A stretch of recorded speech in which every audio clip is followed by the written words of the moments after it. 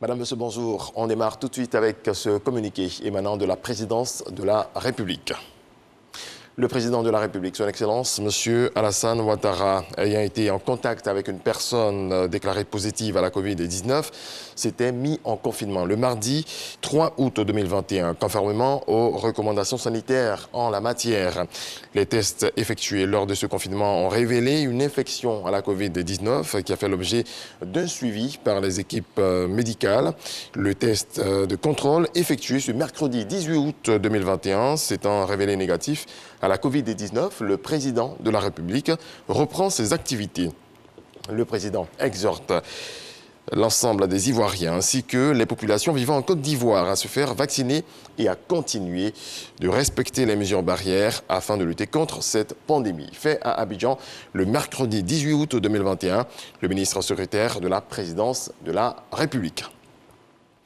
C'est une bonne nouvelle dans le domaine du foncier. Les activités du système intégré de gestion du foncier urbain ont démarré. C'est le Premier ministre Patrick Hachi qui a lancé justement ces activités. Ce système vise à accélérer le processus de délivrance des actes administratifs et à sécuriser le foncier urbain. C'est ce que nous apprend Cheikh Koné.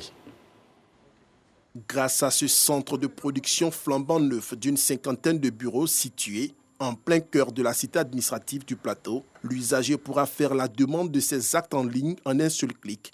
Mieux, il pourra s'informer en temps réel de l'évolution de sa demande d'acte administratif.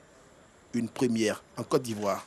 Accompagné de plusieurs membres du gouvernement, le Premier ministre Patrick Hachi a inauguré ce centre, vitrine du projet de simplification et de sécurisation de la chaîne foncière, porté par le gouvernement. Ce projet est justifié par les longs délais de traitement de l'ACD, dans certains cas jusqu'à plusieurs années. Nous avons vu des dossiers qui ont passé 7-8 ans au ministère avant de trouver une issue.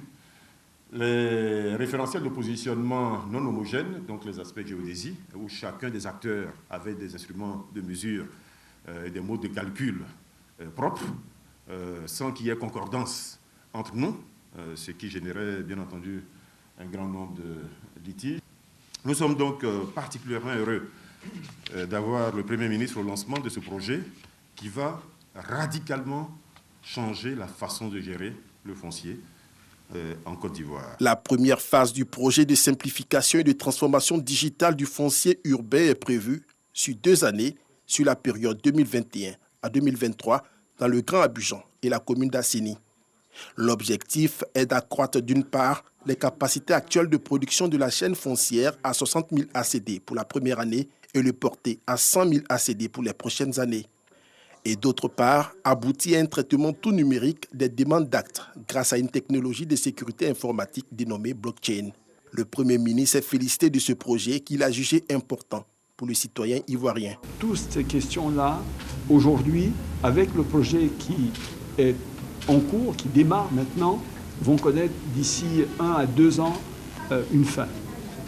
On aura donc la capacité d'accéder à des évolutions de l'information sur le processus d'acquisition d'un titre, c'est-à-dire quelqu'un qui décide d'acquérir un terrain ou d'acquérir un bien immobilier peut directement sur l'écran voir l'évolution, je dirais, étape par étape de ce processus d'acquisition, mais surtout, ça va se faire dans un délai extrêmement court. Le projet de simplification et de transformation digitale du foncier urbain est financé par un prêt d'environ 15 milliards de francs CFA par l'État français. C'est une initiative du ministère de la Construction, du Logement et de l'Urbanisme en collaboration avec le ministère du Budget et du portefeuille de l'État. Ce centre de production qui marque le démarrage des activités du projet va créer à terme plus de 300 emplois. Après le foyer de grippe aviaire déclaré à Grand-Bassam, le début de l'enfouissement de milliers de poulets se poursuit. Sont prévues 5 fosses de 12 mètres de longueur pour accueillir les poulets abattus sur le foyer de présence du virus H5N1 et sur les sites environnants dans un rayon de 3 km. Walter Amadou Ouattara. Après la confirmation par les services vétérinaires d'un cas de grippe aviaire à Mondoukou, dans la commune de Grand-Bassam, une opération d'abattage a débuté lundi et se poursuit en ce moment. Cet abattage concerne une cinquantaine de fermes touchés par la maladie dans un rayon de 3 km. On n'a plus de poulets dans la ferme encore. Sur 14 000, c'est 4 900 et quelques. Hier, ils sont venus les abattre.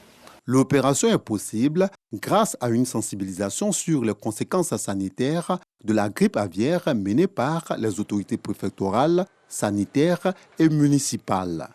La sensibilisation, c'est faire de la sorte que chaque chef de communauté, chaque village et chaque responsable de ferme, même les volaillers, sachent qu'il y a la maladie qui est là et qu'on fasse de la sorte que ça ne puisse pas atteindre la population. Parce que c'est une maladie qui tue, en fin de compte, quand c'est négligé. Plus de 103 000 volailles vont être abattues, même si les opérateurs du secteur vont recevoir des indemnisations après avoir dûment rempli une fiche. Les fermiers et les employés touchés directement ou indirectement restent anxieux pour la suite de leur activité. Un poussin coûte 550. Tu vas l'entretenir qu'elle va devenir un poulet là. C'est de fortes dépenses. Vous vous imaginez 2200 poulets et puis tu peux rien, c'est pas bon.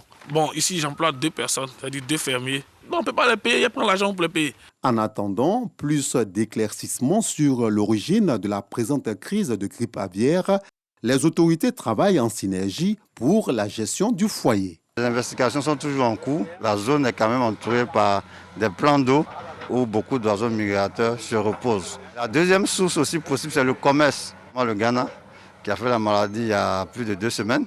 Et il y a le Mali, 1 semaine avant, qui avait fait aussi la maladie. Donc on a 2 pays limitrophes qui ont été atteints par le virus. Donc les échanges commerciaux aussi peuvent être à l'origine. Une opération d'abattage a lieu en ce moment pour abattre tous les élevages de ce foyer-là. Les opérations d'abattage ont commencé hier. Effectivement, nous étions déjà à près de 23 000 volailles abattues. 7 km autour du foyer, nous avons ce qu'on appelle la zone de surveillance. Cette zone de surveillance est mise sous surveillance pendant 21 jours. Voilà. Et si, à la fin de ces 21 jours, nous n'avons plus aucun cas de maladie, alors le préfet pourra lever l'arrêté portant déclaration de la maladie. Toutes les procédures de police sanitaire qui permettent d'éteindre le foyer sont en cours et tout se passe bien. La Côte d'Ivoire a déjà été affectée par la grippe aviaire en 2006, 2015 et 2017. La grippe aviaire est une maladie virale qui sévit chez les oiseaux.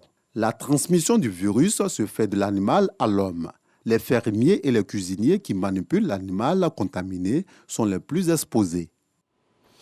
Les cas contacts de la patiente atteinte du virus Ebola sont vaccinés. Le ministre de la Santé est allé constater de visu cette opération. Un déplacement qui vise également à rassurer les populations. Salima Toudia. Mercredi minuit, c'est le délai que se sont donnés les autorités sanitaires pour administrer les 2000 doses de vaccin Merck aux cas contacts à haut risque.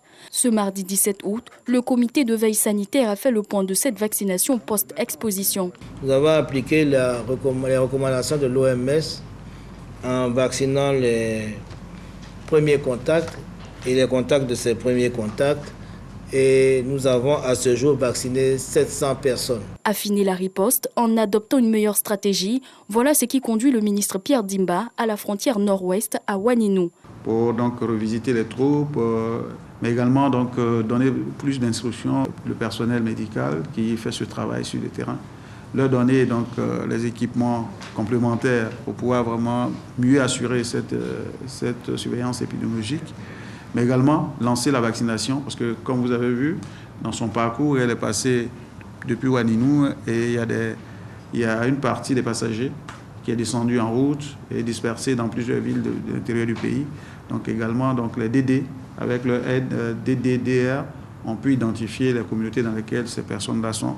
Et donc il va falloir donc faire la vaccination également à ce niveau. L'Organisation mondiale de la santé ou encore UNICEF sont mobilisés aux côtés des autorités sanitaires. Ils se réjouissent de la mise en œuvre des stratégies recommandées. À partir du plan des ripostes, nous voyons que tous les piliers de ce plan sont en train d'être mis en œuvre de manière adéquate. À commencer par la première grande stratégie qui est la recherche des contacts que nous avons préconisée dès le début et aussi la deuxième qui est la vaccination. Donc nous, partenaires, on se réjouit du fait que la vaccination a bien démarré avec ce que nous avons préconisé, d'abord à commencer par les foyers où habitait la patiente. Ça a commencé à ce niveau et en suivant le contact de ces contacts, nous pensons que la ceinture sera faite. Couper la chaîne de contamination reste la priorité à l'heure actuelle des autorités sanitaires. C'est une révolution dans la fluidité routière, une application mobile pour les automobilistes impliqués dans un accident de la circulation. Les infortunés pourront y trouver des informations utiles, notamment les numéros des agents de constat les plus proches. Pour en profiter, vous n'avez qu'à télécharger Amunga, mon constat, AMUGA, mon constat, une application développée par l'autorité de la mobilité routière dans le Grand Abidjan. L'actualité internationale à présent. Taliban veut dire étudiant en arabe. C'est un mouvement politique islamiste né au début des années 90. Leur objectif est précis, organiser la société sur la base stricte de la charia. Chassés du pouvoir dans la foulée des attentats du 11 septembre aux États-Unis, les talibans ont repris dimanche les rênes en Afghanistan. Alexis Ouedraogo revient sur ce sujet. Regardons. Tout s'enchaîne après le 11 septembre 2001. Les États-Unis, frappés par des attentats terroristes conduits par le groupe Al-Qaïda, veulent leur chef Oussama Ben Laden. Ils se trouvent alors en Afghanistan, où les talibans sont au pouvoir et refusent de le livrer. Une coalition internationale menée par les États-Unis et mandatée par les Nations Unies frappe le pays, chasse les talibans et s'engage à éliminer la menace terroriste. Malgré la mise en place en 2004 d'un nouveau gouvernement afghan, les attaques des talibans se poursuivent. Les troupes américaines sont renforcées par les forces de l'OTAN jusqu'en 2014, où l'OTAN met fin à sa mission et laisse la responsabilité de la sécurité à l'armée afghane. Les talibans sont affaiblis mais ne disparaissent pas. Ils se retranchent dans leur fief de l'est du pays, le long de la frontière pakistanaise, pour se réorganiser. Ils montrent souvent leur force de frappe en perpétrant des attentats suicides, des enlèvements. En février 2020, un accord de retrait est conclu entre les États-Unis et les talibans. Il est signé à Doha, au Qatar. Cependant, il ne met pas fin aux attaques. Avec le retrait engagé des troupes occidentales et des soldats américains, les talibans poussent une dernière offensive qui les mène aux portes de Kaboul. Dimanche 15 août, après 10 jours de conflit, ils prennent possession du palais présidentiel. Depuis, des milliers d'habitants tentent de fuir le pays. Pour beaucoup, ce retour au pouvoir des talibans sonne le retrait des droits acquis, notamment pour les femmes. Autre crainte, celle que le pays redevienne un terrain d'entraînement pour le terrorisme. Les talibans, eux, rassurent, indiquant qu'ils empêcheront qu'un groupe terroriste utilise le pays comme base pour des attaques contre l'Occident. Lorsqu'ils dirigeaient le pays entre 1996 et 2001, les talibans avaient imposé leur version de la loi islamique. Les hommes devaient se laisser pousser la barbe, les femmes porter la burqa, pas de télévision, de musique, de cinéma, les filles étaient interdites d'aller à l'école, les femmes de sortir sans un chaperon masculin et de travailler, et c'est l'accusé d'adultère fouetté, lapidé à mort. Soucieux de convaincre qu'ils ont changé, les talibans ont déclaré mercredi lors d'une conférence de presse à Kaboul s'engager à laisser les femmes travailler dans le respect des principes de l'islam. Mais voilà, dans les zones nouvellement conquises, ils sont déjà accusés de meurtre de civils, décapitation, enlèvement d'adolescentes pour mariage forcé. Les Nations Unies restent observatrices de l'évolution de la situation. À ce jour, l'armée américaine a évacué plus de 3200 personnes. Au Canada, le Premier ministre Justin Trudeau s'est dit prêt à accueillir 20 000 réfugiés afghans. L'Ouganda, sur le continent africain, aussi. Et pour la première fois depuis la chute de Kaboul aux mains des talibans, Ashraf Ghani a pris la parole hier depuis les Émirats arabes unis où il a trouvé refuge. Dans son adresse à la nation, le président afghan déchu concède sa défaite politique et militaire face aux talibans. Ces derniers ont engagé des discussions avec d'anciens dirigeants afghans. L'ex-président Hamid Karzai a ainsi rencontré le leader Anas Haqqani. Et puis, Facebook a décidé de bannir les talibans et tous les contenus qui les soutiennent, a déclaré le porte-parole du réseau social à la BBC. Ses filiales, Instagram et WhatsApp, feront de même. La société sanctionne les talibans en tant qu'organisation terroriste. Fin de ce rendez-vous de l'actualité. Excellente journée à toutes et à tous. Paix dans vos foyers.